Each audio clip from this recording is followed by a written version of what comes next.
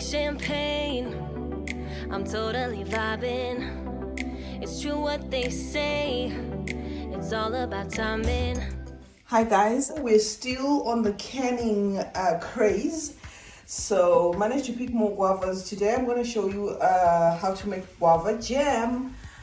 So what I'm basically going to do is clean my guavas up, cut them into cubes, and then put them to boil. After which I'm going to add whatever it is I want to add. Say for instance, if I want the guava jam to have a kick, I can add ginger. I can add just a a spice of my choice. But at this point in time, I'm not really looking at that. I'm just thinking of maybe adding just lime juice and of course the sugar. But hopefully I'm going to show you through the entire process. So I'm going to wash these guavas straight from the garden and then get on with it. All right guys, so before I wash the whole lot, I'm just going to show you this one because I have washed it. So basically when you're doing the guava jam, all you need to do is just to remove these two parts, that you don't want. I am using the pink guava because of flavor. You will find that you can find a variant of a guava that is actually white. So this is pink. It's going to have a lot of flavor. It's going to have a lot of color because of that. Now I simply dice these in whatever shape I want, as long as they're small shapes or small sizes rather, not shapes. The shapes don't matter. It's just me using my English wrongly there. Okay, so you just cut them into whatever sizes as long as they're small. So this is an example of how I'm going to cut mine, right? And then after I've cut these guavas, I'm going to put them on the stove and I'm going to let them boil in some water for about 30 minutes. Okay, so this is just for demonstration purposes because if I'm to sit through and do the whole lot with you guys, I think it might be monotonous. Okay, so these are going to be this is the one guava that's washed. I've cut it into the pieces. So basically after I'm done cutting all of them, I'm probably going to show you this pot on the stove with the guavas boiling, and I'm going to have to make sure that they boil for about 30 minutes. It could be more because I have plenty there, as you can see, so it could actually take way more than the 30 minutes. If you have some like this, you can peel that off. Although of course it really doesn't matter, but it might leave those like dark traces. So if you've got some like that, and you've got plenty like myself, you can peel, throw away. It's entirely up to you. It's just that I asked the kids to get the guavas and they just got as many as they could. I will try and see if I can maybe grate some ginger. The problem I have with ginger is sometimes it can be gritty in the mix. So I don't have like a grated ginger at the moment. So if I'm to add ginger, it will be like fresh ginger, and I don't know what it's gonna do to the mix unless, oh yeah, I think I've got an idea. I might actually throw the ginger in there and then strain it. Yeah, I think that's what I'm gonna do. I'm gonna throw my ginger in there just to give the jam a kick, and then strain it. Yeah. Because I was thinking of mixing it with the jam. No, that's not what I'm gonna do. Okay, guys. Let's meet in the second half. Let me just get on with it, guys.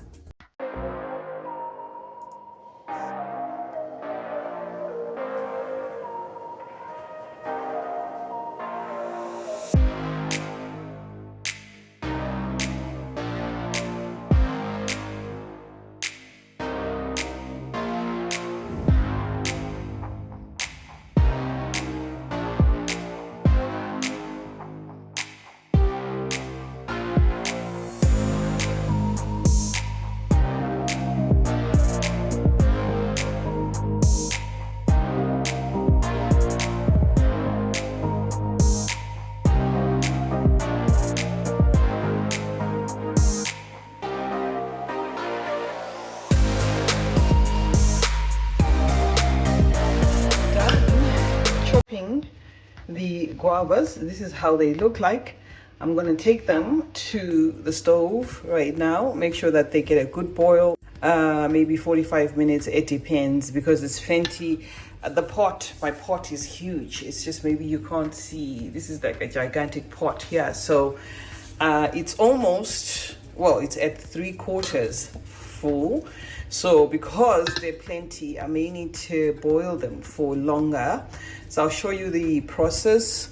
And then after that, we're going to get to the tedious part where I'll have to squeeze, to squeeze the pulp out of them, the guava, the actual guava juice out of them, and to make sure that the seeds are separated and stuff until I get like a smooth paste.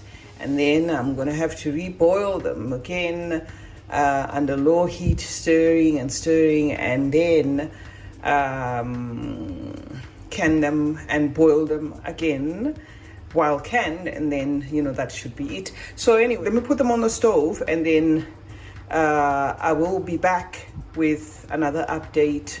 I will be back to show you how far out I've gone.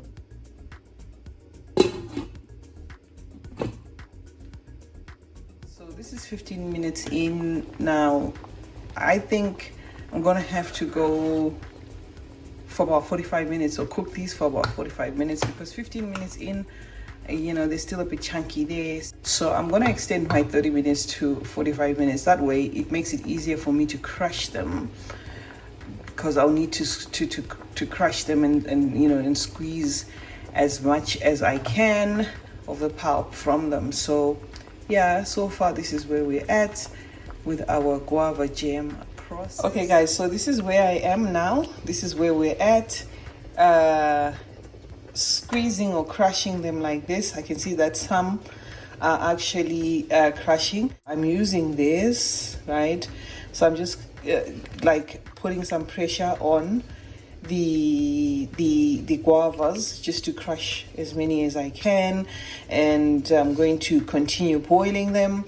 The reason why I'm doing this is so that when I start the sifting process, it's called sifting. When I start the sifting process, it doesn't take an eternity. So as they get cooked, I'm going to be crushing whatever I can crush there, but there will always be some stubborn ones, the one that just remains like looking at you like that. But what I'm going to be doing is, as the mixture boils, now that we're almost done, I'm going to be crushing like this, and then I'm going to take a sieve. It can be a baker's sieve, whatever sieve you use at home, and then take a spoon and then start to separate, to separate the seeds from the pulp, and then we get to the next process. Okay guys, so I got a little bit carried away, and then I burned some of my guava.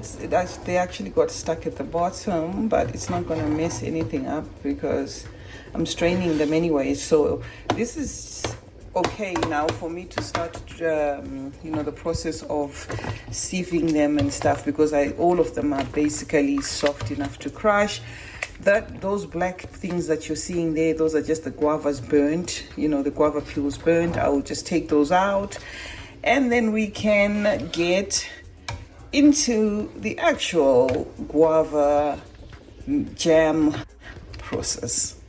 Okay guys, so I've got some freshly ground ginger. I just peeled it. It looks brown because it just looks brown, I guess. I tried to wash it, it's not getting clean enough, but that's what we have. I'm going to grate it in this on this portion of the grater, and then add it to the mix there, and then start to sift the mix slowly.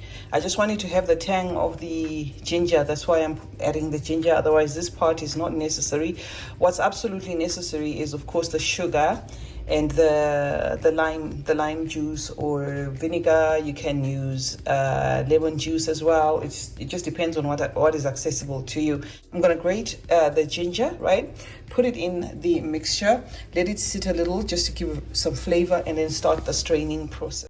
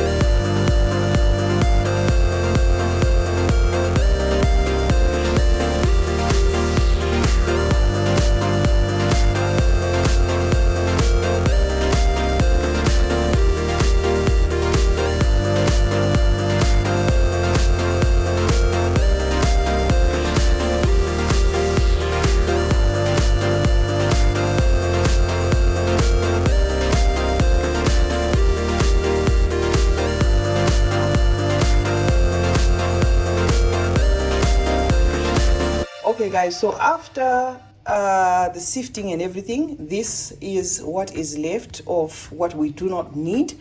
I'm going to show you the mixture now. This is the pulp that we were able to strain. Okay, the process was quite tedious. The process was not one that I enjoyed. My feet are actually aching as we speak because of this, but we have managed to do this.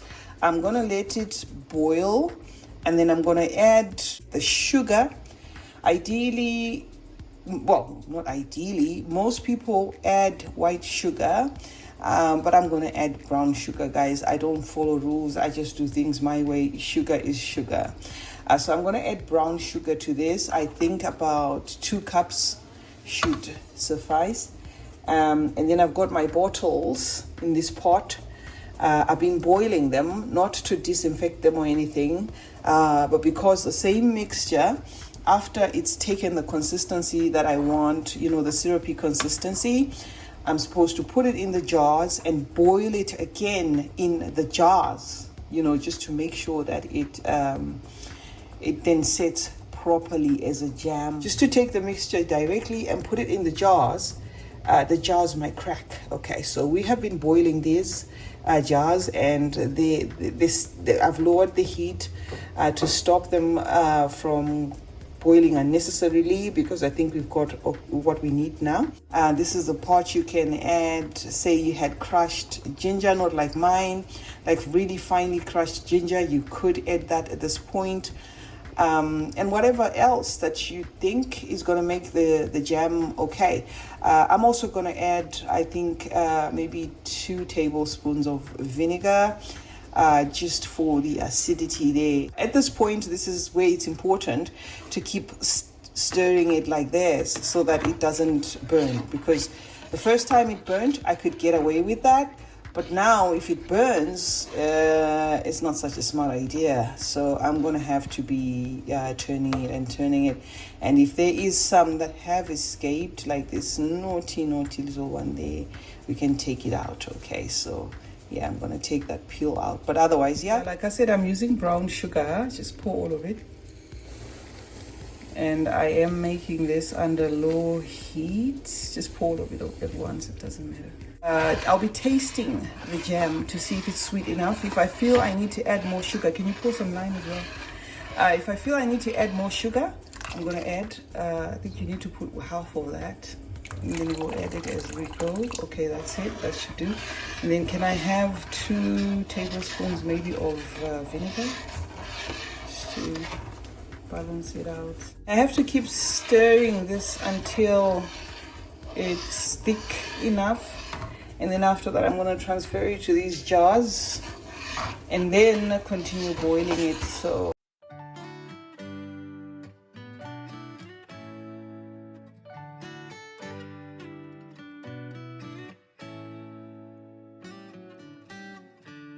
Lost in your eyes, under your spell.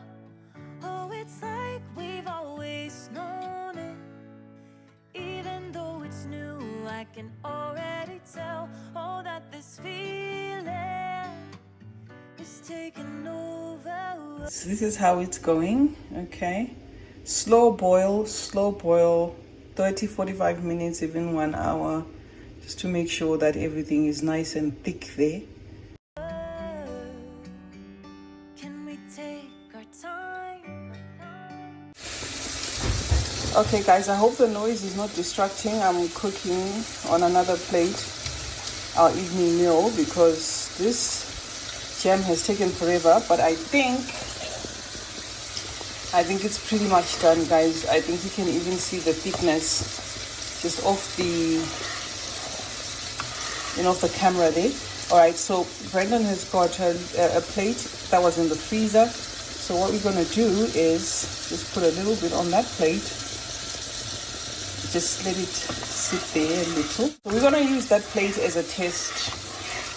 Okay, because the plate in itself, let me show you, is actually frozen right there. So we're just using it to see if this jam will set properly to what consistency when it's when it's actually put in the jars. So I think we pretty much have the consistency that I'm looking for there. You can see it's not running, it's thick, it's fine. So I'm gonna take it off and put it in the jars.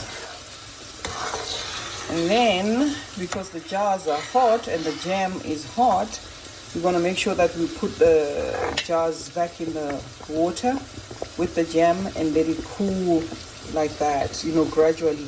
Otherwise, I might crack the jars. What I'm talking about is the fact that these are in boiling water. Okay, so I'm just making sure that when we transfer the jam from there to the jars, you know, that the jars won't break, so they have to keep the consistency. So I think we're good. And as far as the jam is concerned, you can see for yourself. If I continue cooking it, it's going to maybe stick to the pan. Okay, so my jars are hot. I don't even know how I'm supposed to be doing this. I don't know how I am supposed to be doing this. Let me do it off camera, guys, because I might burn myself here. Let me pour in there. Improvisation 101 is what is going on here, guys. I do not sweat the small stuff. That's how we roll. This is how I'm doing it. This is just for the mixture to cure or to set. So I'm going to cover it with this oversized lid because the original pot was not able to accommodate all the jars. So this is what I've done. They're still going to steam there. We're still going to have our jam, so it shouldn't be a big of a deal. But you know, like I said, I'm going to show you the final thing tomorrow after it's set. Since my method is not the right method, I'm going to make sure that it steams for about 30 minutes, rather 30 or even 40 minutes, depending on how long I can wait. And then I'm going to switch it off, let it cool overnight. And then tomorrow morning I will show you how it looks like.